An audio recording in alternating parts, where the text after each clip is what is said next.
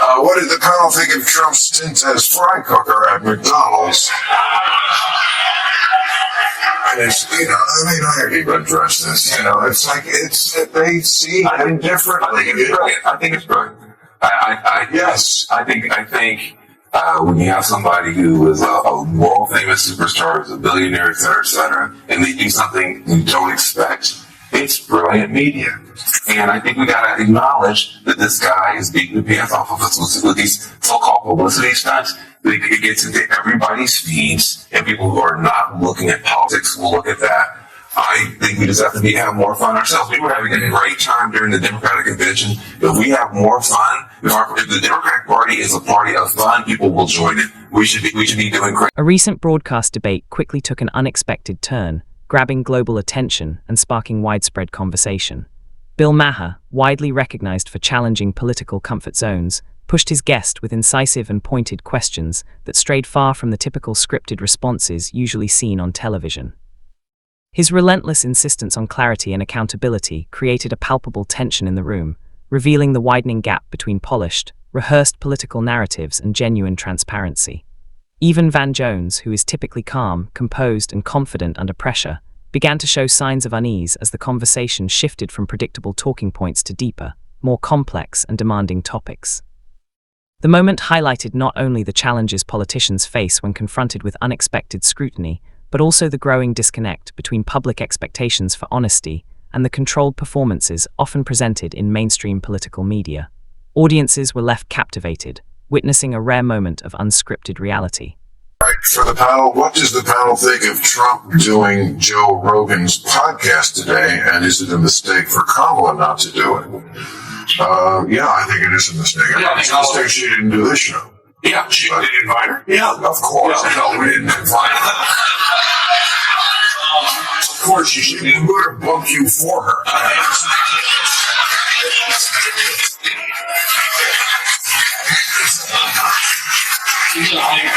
think some time at home, but I know she's going to be campaigning in Texas. I hope she does the podcast. I think the more people see of Kamala Harris, the more they like her. She needs to get out there. I think some of that is a staff reticence that they have because of Joe Biden, which you couldn't put out there. We understand that. You can put her out there. She's terrific. She's likable. She's joyous. She's fun. She's clever. Get her out there. Mark Maher sharply criticized what he perceived as a tendency toward overly abstract and moralistic argumentation in political discussions, encouraging Van Jones to respond with greater honesty, clarity, and openness. Rather than simply offering rehearsed talking points, Maher pushed for answers that reflected genuine thought and critical reasoning. Their exchange highlighted a persistent challenge in contemporary political discourse: the constant tension between emotionally charged arguments driven by passion and fear, and well-reasoned, fact-based analysis rooted in logic. Maher emphasized that too often, political debates prioritize ideology over transparency, leaving audiences frustrated and confused about what truly matters. For him, this incident served as a vivid reminder that productive conversations require more than showmanship or moral posturing. They demand sincerity, accountability, and a willingness to confront uncomfortable truths. Only through such grounded dialogue, Maher argued, can public trust and meaningful engagement in political discourse be restored. Our guy is not an official surrogate. They're on the waiting list. What did the panel think of Trump's stint as fry cooker at McDonald's? And it's, I already addressed this. It's like, they see him differently. I think it's brilliant. Yes. I think when you have somebody who is a world famous superstar, who's a billionaire, et cetera, and they do something you don't expect, it's brilliant media. And I think we gotta acknowledge that this guy is beating the pants off of us with these so-called publicity stunts. It gets into everybody's feeds, and people who are not looking at politics will look at that. I think we just have to have more fun ourselves. We were having a great time during the Democratic convention. If we have more fun, if the Democratic Party is a party of fun, people will join it. We should be doing crazy stuff too.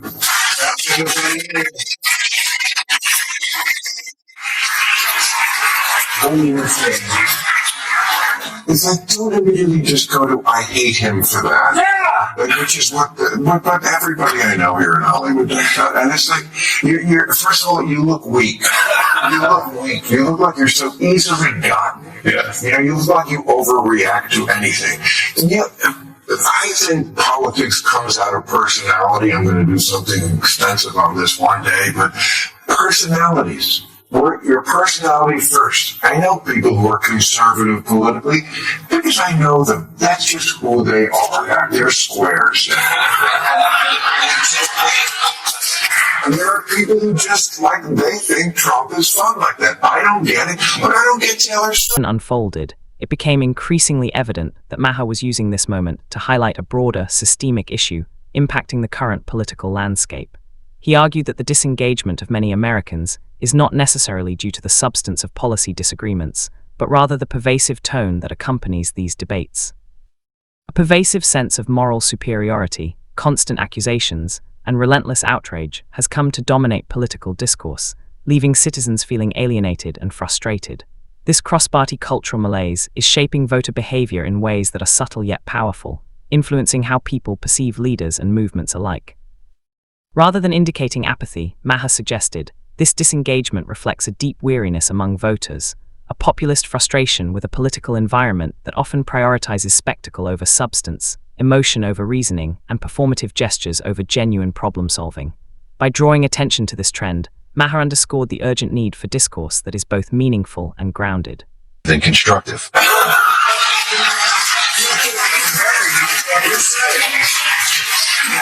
I think he would have bought me for Taylor Swift. He would have bought me for Taylor Swift.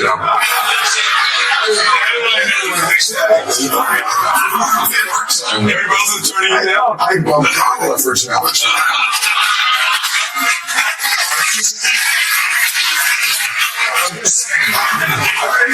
She's a classy person, and the success she's had, the influence she's had is amazing. I just, Nikki Glaser was doing my podcast, and I said, I don't get this, Nikki. You've been to 18 concerts. Tell me. And she's like, the music is so amazing. And she said, just watch the Eras tour. It's a 3-hour thing on Apple, I think. And I did not move the needle at all.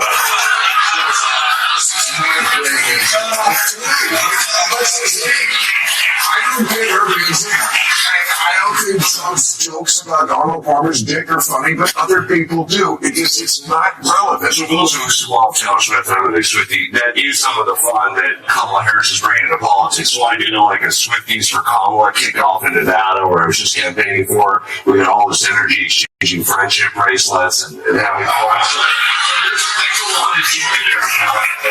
Communication style has long been a key factor in maintaining his connection with a broad segment of the public.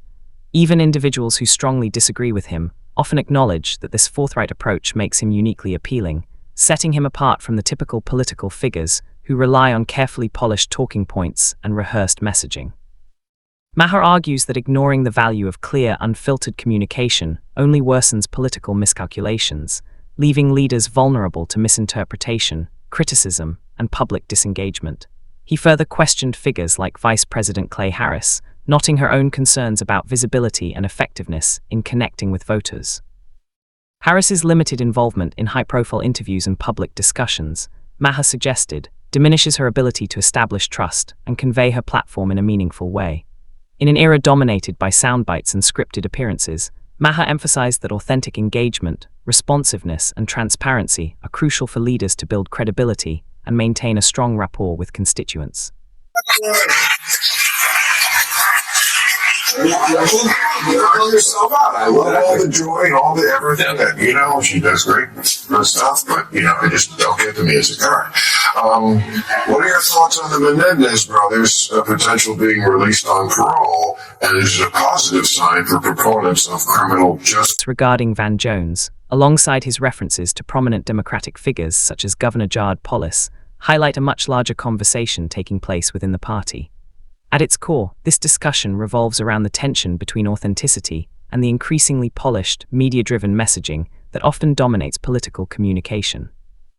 Maher pointed out that leaders who prioritize optics over honesty risk creating a disconnect with the public, weakening trust, and diminishing the perceived credibility of the party as a whole.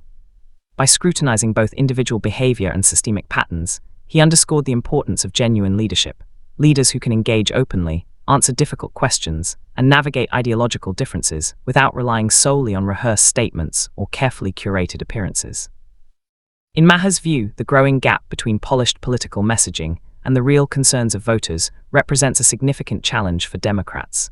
Addressing this issue is essential if the party hopes to maintain influence, connect with constituents, and foster meaningful dialogue rather than merely projecting an image of control.